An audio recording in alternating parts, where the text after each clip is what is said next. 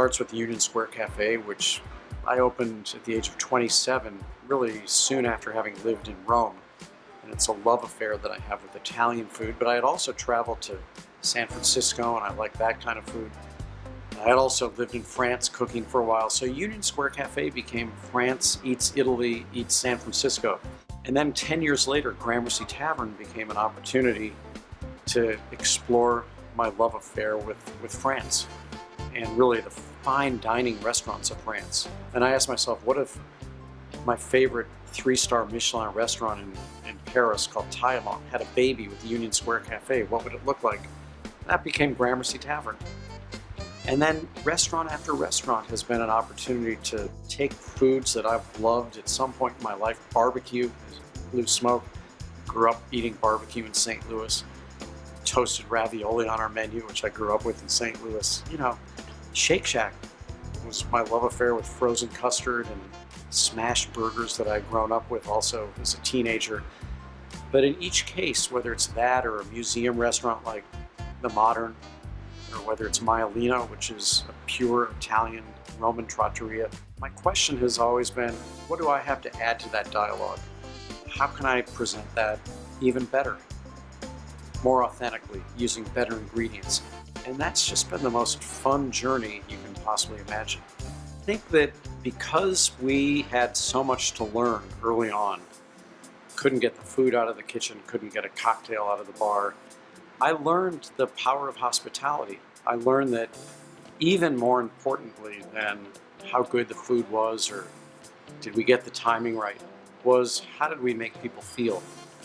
And I learned that hospitality can trump an honest mistake that you make at the things you do. But you could do everything perfectly, and that will never trump how you make someone feel. And that's really when we came up with this philosophy that it's a two-part equation, performance and hospitality. And we've always weighted that 49 parts performance and 51 parts hospitality, and it works. And one of the things that we try to teach all the time is that service is a monologue where one size fits all. But hospitality is a dialogue where one size fits one. And when we're really, really successful, we're doing the service stuff consistently well for everybody. Then we tweak things in a customized way for each guest, and that's when you know hospitality is present. One of the best things about hospitality is that there is no line item on your P&L statement for hospitality. It doesn't cost any more to have a manager who smiles than a manager who doesn't. It doesn't cost any more to have a server who says you're welcome as opposed to no problem.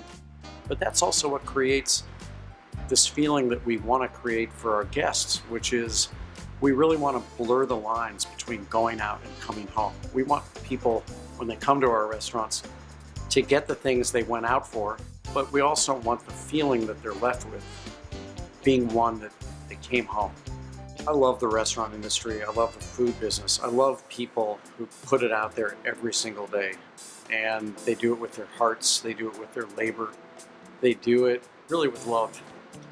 And it's a great privilege and it's a great honor to get to be with people that I have so much in common with. I love the notion of people coming together to learn. And I think that Maine's provides that opportunity for its customers, for its communities, to do what we call ABCD so you can ABCD. And what we mean by that is always be collecting dots so you can always be connecting dots.